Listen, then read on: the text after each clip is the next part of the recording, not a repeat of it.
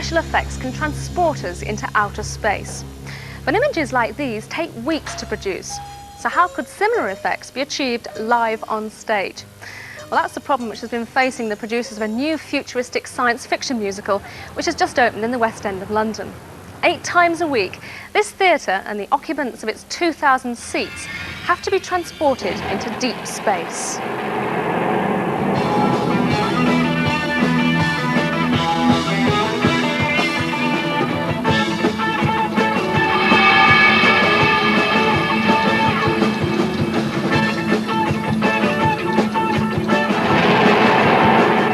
It's the most technically complicated show ever. A barrage of light and sound hits the audience. 69 loudspeakers around the theatre literally shake them as if in a thunderous spacecraft by producing deep tones calculated to resonate with the auditorium. I'm just a singer. Cliff Richard's radio mic is in a novel place, stuck to his forehead instead of in his clothes where the sound might be muffled. His hair conceals the wire to the transmitter. And he sees the conductor on TV monitors because the band is actually sealed away in a soundproof studio. That way the sound can be controlled as finely as in any recording studio. The musicians watch the stage action on their own TV monitor. The visual effects are controlled by a bank of computers at the highest vantage point in the theatre. This computer is pre-programmed with every lighting condition. It'll automatically vary the brightness and position of any light.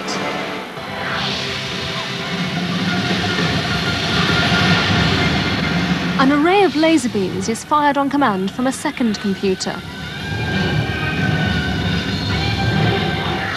The gently pulsating star-field background is created by 28 miles of fibre optics.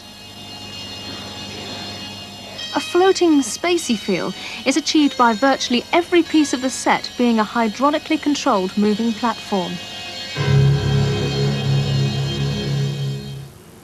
But the most stunning and original special effect is the appearance by Laurence Olivier.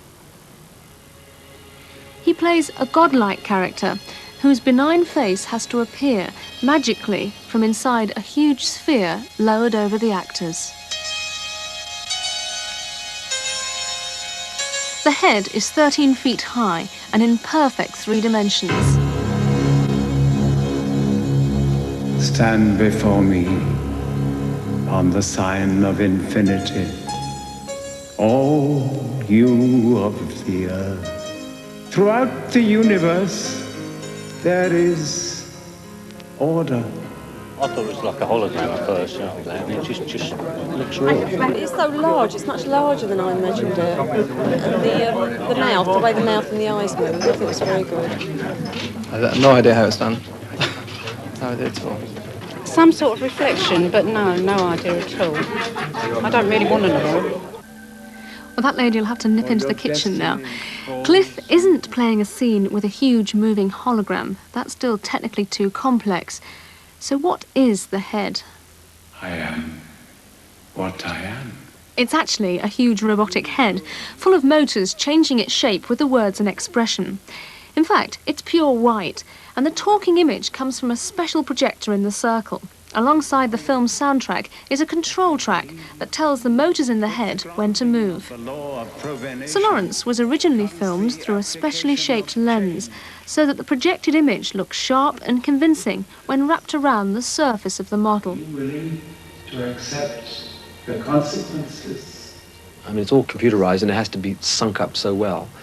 Here we are involved in a production that is using all the things that could be used, as i.e. computers, etc., lasers, that could be used for evil, and here we are using it to present a positive, good force. Go forth with love. I just wish I had your knowledge. Look, why can't you help me? Please?